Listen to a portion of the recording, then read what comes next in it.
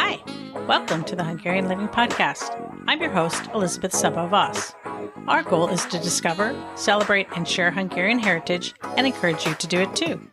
We'll touch on food, travel, history, music, and language, and share stories from our listeners. We're glad you're here. This is a podcast where we'll encourage you to dig deeper to learn about your Hungarian heritage in a variety of ways. We'll have thought-provoking conversations and share resources. So whether you know a little or a lot about being Hungarian, this is the place to be. Welcome to another episode of Hungarian Living. Today I'm visiting with my friend Jennifer Jacobs, who runs Jacobs Heritage Farm in Northeast Ohio. Welcome to the podcast, Jennifer. Can you tell us a bit about the history of your farm? Thanks so much, Liz. It's always a pleasure to speak with you. My farm was built in 1859, and it has been in my family since 1919. So that's 101 years, 4 generations. My great-grandparents, Frank and Agnes Jacobs, bought the farm shortly after they immigrated to the USA from Hungary. They moved to the Akron, Ohio area because of the large Hungarian community here, and there's still a large community here. And they farmed here just like they had in the old country. They didn't change anything, any of their ways. They never learned to speak English. Wow. And they didn't really need to, since most of the people they knew were Hungarian, so they didn't really have to change. And this was mainly a crop farm. They grew peppers and cucumbers, the same ones they would have grown over there. And they took those up to the big farm markets in Cleveland to sell. Okay. And the farm was mainly known for its peppers. All right. And when their son, my grandfather, got married, his wife moved to the farm, and Vilma was also a Hungarian immigrant. And they had 2 children, my Uncle Frank and my mother, Mary. Okay. So the farm has been in operation in some way since 1919. And I remember you telling me this before, that your mom wasn't so crazy about the older traditions and the farm traditions, but you have the opportunity and the inclination to make that connection. And so you really have kind of brought it back to at least some level of how it used to be. And maybe you have some different interests, but you definitely have kind of revitalized or also continued, but also put your own spin on it. That's very true. My mom did not like farming at all growing up. She didn't like anything about it. She didn't like the animals. She didn't like the crops. She wanted a more modern life. She wanted to be a modern girl. So she kind of rejected that lifestyle. But when she got married, she built her house on the farmland. And I grew up right next to the old farmhouse that I live in now, where my grandparents were growing up. And they're very Hungarian. I used to come over here every day to eat all the good food and the chicken paprikash. And I've been living in this farmhouse since 1998, so about 22 years. And the farmland itself, my uncle turned into a golf course for about 30 years. And then he got older and golf became less popular. And I gradually started turning the land back into a farm. I now own all 25 acres, and it means a lot to me that I've been able to keep it in the family. And I farm because I love it, but I also farm partly in tribute to my hardworking family who tended this land before I did. Well, it's a great connection to have. You know that they've worked the land and you can find evidences of that.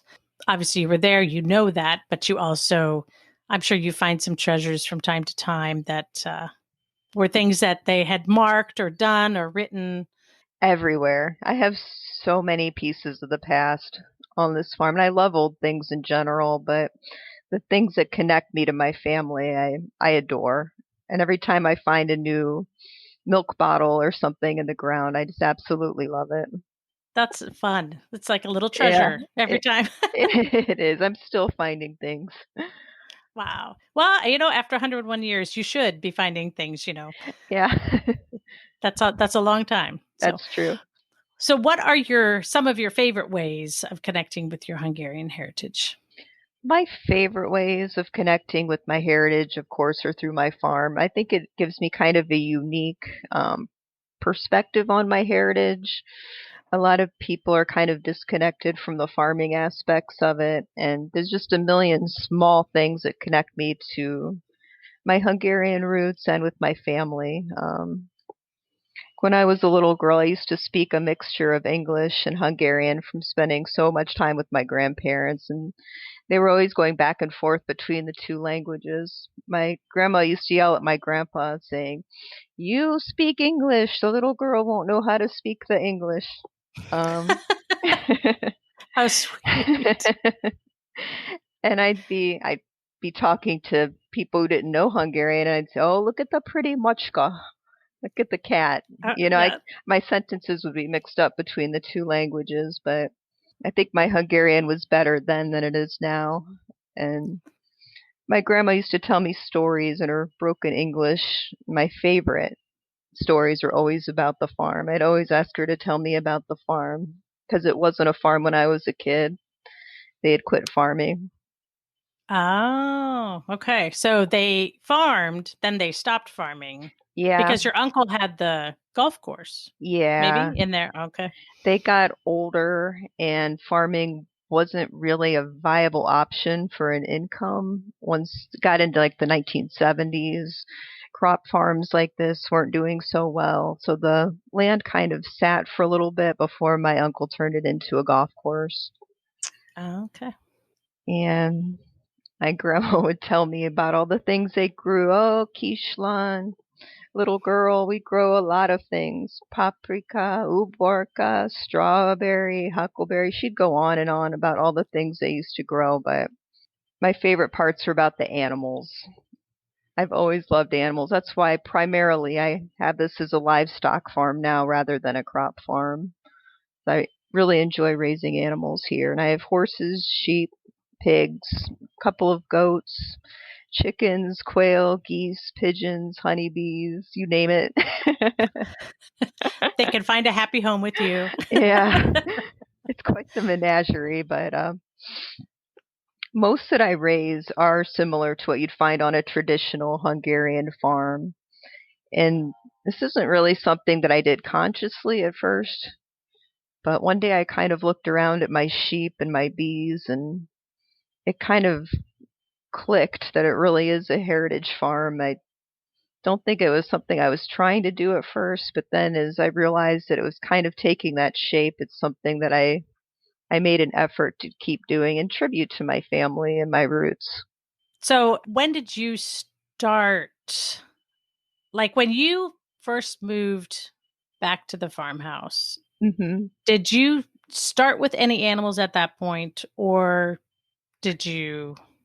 At first, I only had the house, and then eventually I had the barn, and then I got some chickens and a little bit more land, and Okay. the land that I had slowly started growing versus the golf course. The more land I got, the more animals I added. I got a couple sheep. Next thing you know, Give her some land. She's got to get some animals. uh-huh. It's always something, and I do love them. So it wasn't necessarily, this intentional thing. It was just you kind of, like you said, you kind of looked around and you thought, huh, well, this is what this is developing into. So you kind of happened into it. In a way, yeah, I think Hmm. it's in my blood. My family, my father's side of the family is Hungarian too, but I mean, they've all been farming the same way for hundreds of years, maybe thousands of years. Many, many generations of my family have been farming before me. In the old country, they farmed to survive. I feel like I have the push of all those generations behind me.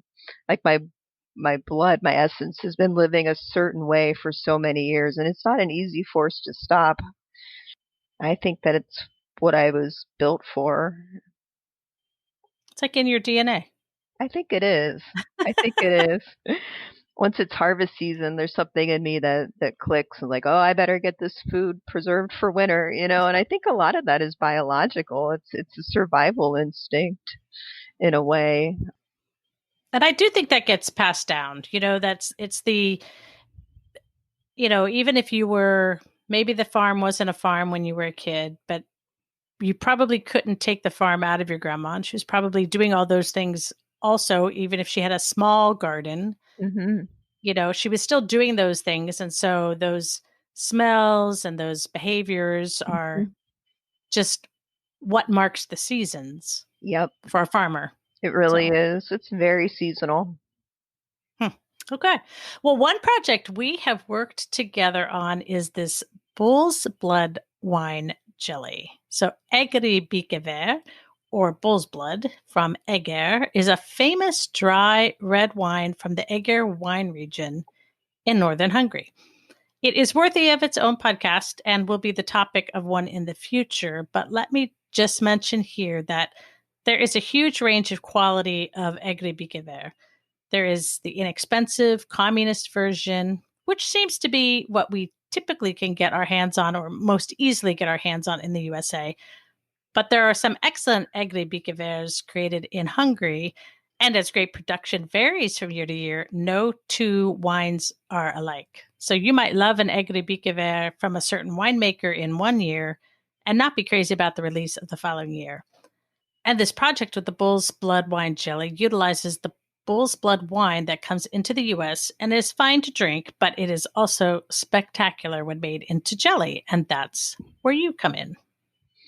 I love creating things that connect to my heritage. And as I mentioned, I have bees, I make honey. I've made my own paprika powder. I've made lekvar with both prune and apricot.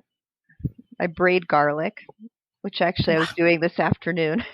Ah, nice. I still have mine Do hanging you? in. Yes, I love it. Awesome. Um, so when you suggested that I look into the bull's blood wine jelly, I was definitely intrigued and interested. So I made a batch and I was absolutely hooked. The sugar in the jelly just really brings out the flavor of the wine. It's a beautiful deep red jelly. And so, what are some of your favorite ways of eating it? Because, when I saw that this was an option to make, but then I thought, man, what should we do for, what do you do with it? It seems interesting to have it as a peanut butter and Hmm. jelly, but Uh, there's other ways of doing it too. So, what have you done? there is. I think the best way is probably with cheese and crackers, because it is a wine jelly. I think that it just absolutely begs to be served with hors d'oeuvres. I went through a phase where I was addicted to eating it with bagels and cream cheese. Um, Oh, okay. I've made Hungarian style jelly noodles with it just for something a little fun and different. Because I love noodles in general, but with the jelly, it's fantastic. Okay.